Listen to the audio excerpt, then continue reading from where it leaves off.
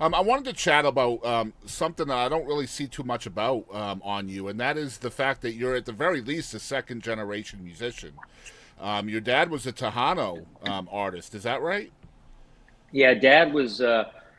He started really young. He was like 14 years old playing in bands in Houston, Texas, and it was Tejano music. But Tejano music at that time was in a growing period where it was mixed Mexican music mixed with pop music, and so dance music, anything that people were listening to on the radio, combining that with, um, you know, a brass. It wasn't just like Baja sexto and accordion. It was more like big band Tejano music is what I call it. And the kind of the guys that were the big band troubadours in the '60s were guys like Little Joe y La Familia, that sound, Mm-hmm. Ruben Ramos and the Revolution. And there was another band at the time called Neto Perez and the Originals, and that's the band that my dad was with. Okay. So Dad was a rhythm guitar player and a vocalist, um, and he a bass player. And so when we moved to Austin, he sort of got out of the business and was working for IBM at the time. But um, my dad listened to a lot of Tejano albums. I heard a ton of Tejano albums like Jimmy Edwards, The Latin Breed, Sonny and the Sunliners, Little Joe, Ruben So Ramos. you're growing up with this Um, music in your household.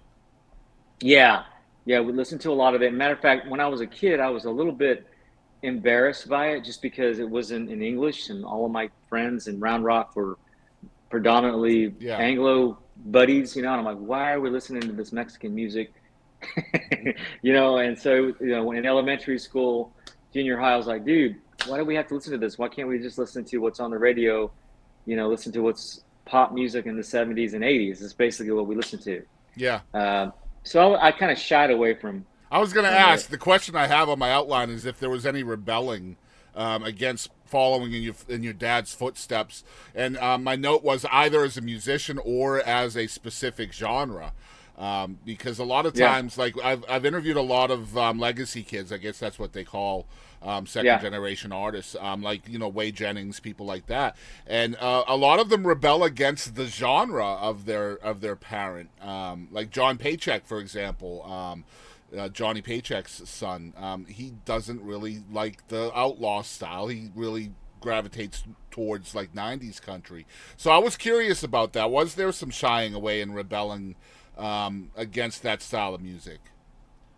absolutely. I mean, I didn't want to get near Tejano music, Yeah, and I was like, keep me away from this.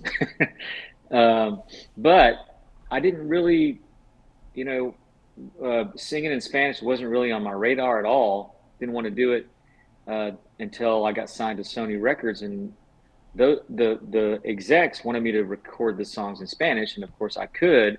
I didn't have a very good tongue for interviews, but I knew the dialect and I knew how to write in Spanish and like pronounce words in Spanish and things like that. So the record company said, "Hey, can you do these in Spanish?" Sure. So we would had them all the records, the Sony records, translated in Spanish, and I recorded them in Spanish. The only time that we butted heads was when the record company, the Sony Discos record company, the Tejano label, was trying to get me to release this first single on the first album first, yeah, and it freaked me out because I didn't want to, I just felt, man, it didn't seem